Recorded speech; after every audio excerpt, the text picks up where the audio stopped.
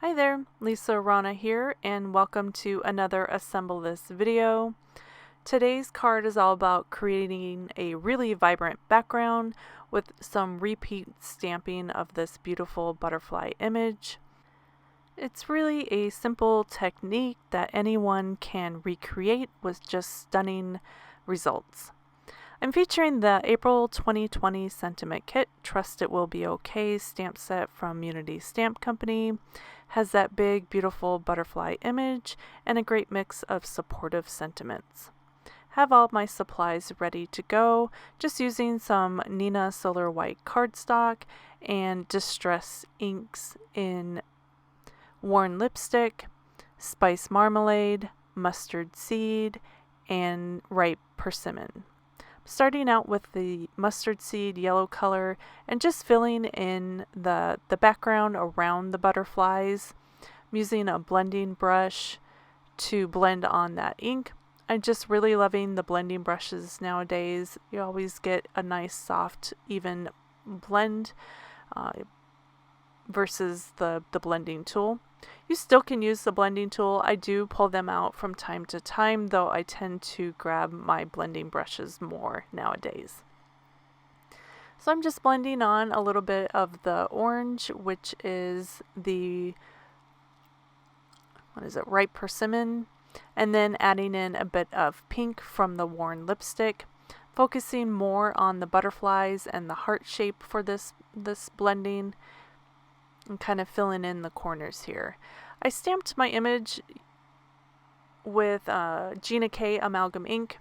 It's very safe for any kind of coloring medium, so that's my go-to for when I don't really know what I'm going to end up doing with a card. And I repeat stamped that. I did a nice solid focal point of that heart right in the bottom third of the card, and then just filled in the areas around it. And then I die cut that down with a stitched rectangular die. And I'm just going over this layering upon layer of color and just building up the vibrancy.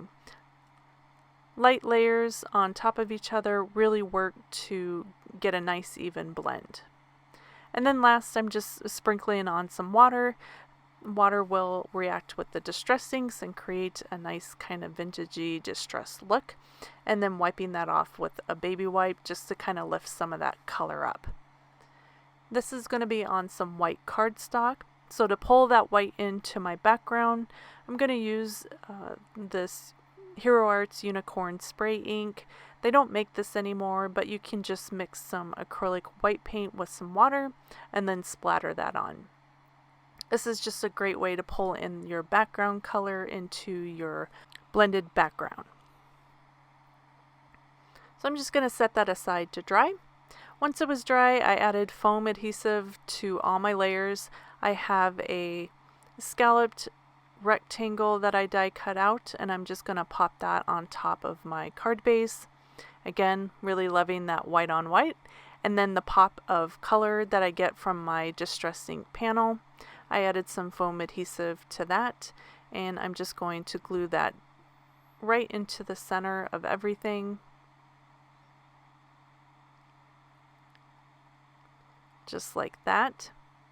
And I just really love how that pops and just creates a great focal point for your eye to look at.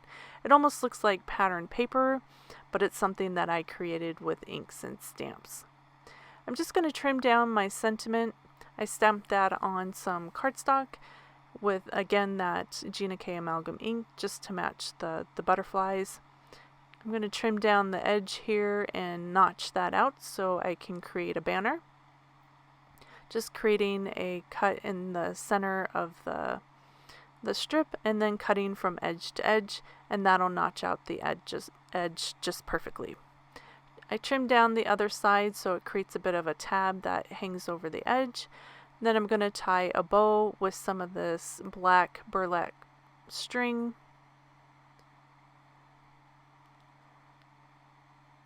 And then I'm going to lay that down on the edge of my tab here for my sentiment. And then I'll use some tiny little staples from my tiny fastener from Tim Holtz.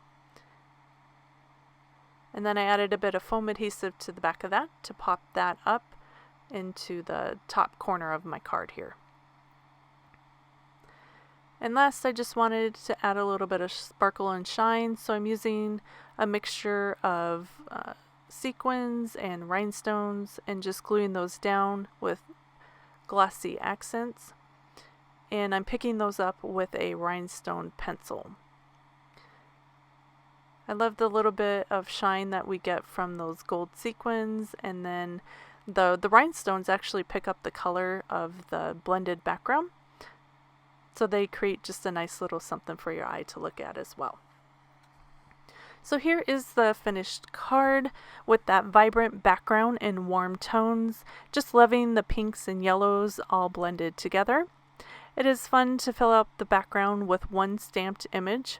It almost looks like pattern paper, and then all the little simple embellishments add to the design instead of distracting or covering up all that hard work we did with stamping and ink blending.